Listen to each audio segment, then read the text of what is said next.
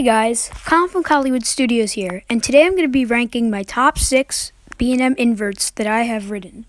Now keep in mind, I have only ridden 6, hence why I'm ranking a top 6. And these are my opinions. I am not trying to treat these as facts, so if you disagree, feel free to comment down in the comment section what you would switch around or whatever. But again, these are my opinions, and you don't have to agree with these. So at number 6, I have Raptor at Cedar Point. Now this ride, on paper, looks like one of the best B&M inverts. Now, I think my main problem with this ride was it was rough and it was jerky. It was very intense though, but there were a couple distinct moments of jerkiness, especially when you're in the back seat. So the Cobra roll in any seat really is very jerky. You get just head banging like mad. And then there's this last little transition that brings you from banking to not banking into the brake run. And when you're in the back seat, or really any seat, you get your head tossed around. It does not feel comfortable. But one thing that's good about this ride, it is very intense, one of the most intense B&M inverts I've ridden. And it's really picturesque. It looks great with the Cedar Point skyline. And overall, I think it's a pretty good ride. Again, I don't hate any of these coasters, but this just happens to be my least favorite. Now at number 5, we have Great Bear at Hershey Park. This ride is pretty cool. It is definitely on the shorter side. This isn't as long as other B&M inverts or as intense really. But there are a couple good moments on this ride. Like that helix before the drop is very unique, and when you sit towards the back, you feel the forces on that first little helix. I love how this coaster flies over the water. It's just so cool. It's a really fun ride to look at, and overall, it's just a really nice, good-looking, and great riding B&M invert. And at number 4, we have Batman the Ride at Six Flags Great Adventure in Jackson, New Jersey. This ride is so intense and so underrated. Oh my god, my legs turn to jelly every time I rode it. So I have ridden it a lot because it is at my home park, but I have never really gotten a bad ride.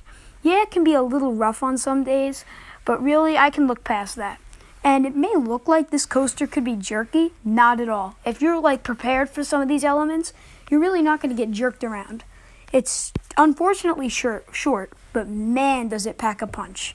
For such a smaller coaster, height-wise and speed-wise, it is so intense.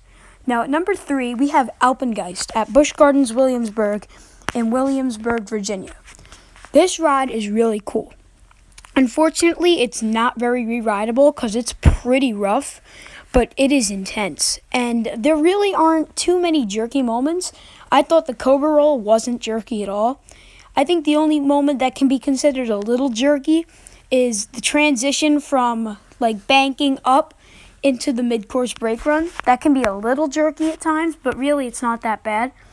And this ride's really cool. I like how towards the end of the ride, after the mid-course, it's more graceful than it is powerful, which is really cool.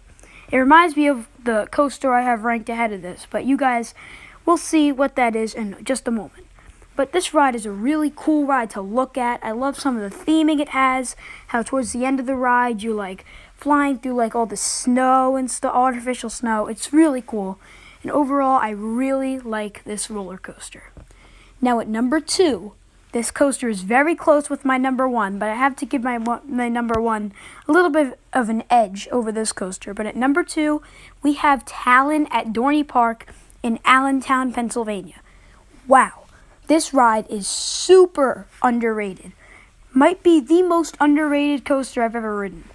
I can't believe how awesome this thing is. It's a little on the shorter side, but I can look past that. It is so powerful, and the layout really isn't that complex.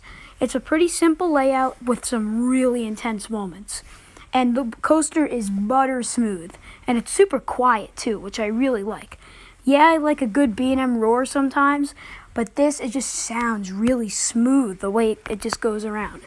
And quick fun fact, this coaster's track is filled with sand. That's why it's so quiet, so that it doesn't disturb the neighborhoods nearby, like from its noise, which is really cool. But this ride, I just love it. There's so many intense moments in the back seat. So it's very photogenic, just like most of these coasters. But this one might be the most photogenic. Now, moving on to our number one, it is Banshee at Kings Island. And this coaster is just super cool. It's a little on the rougher side.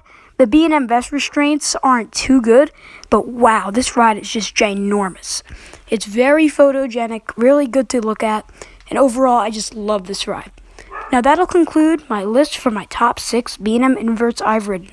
Hope you guys enjoyed the video. Be sure to hit that like button, comment down below, and subscribe. I'm Colin for Hollywood Studios, and I'll see you all in the next video. Goodbye, guys.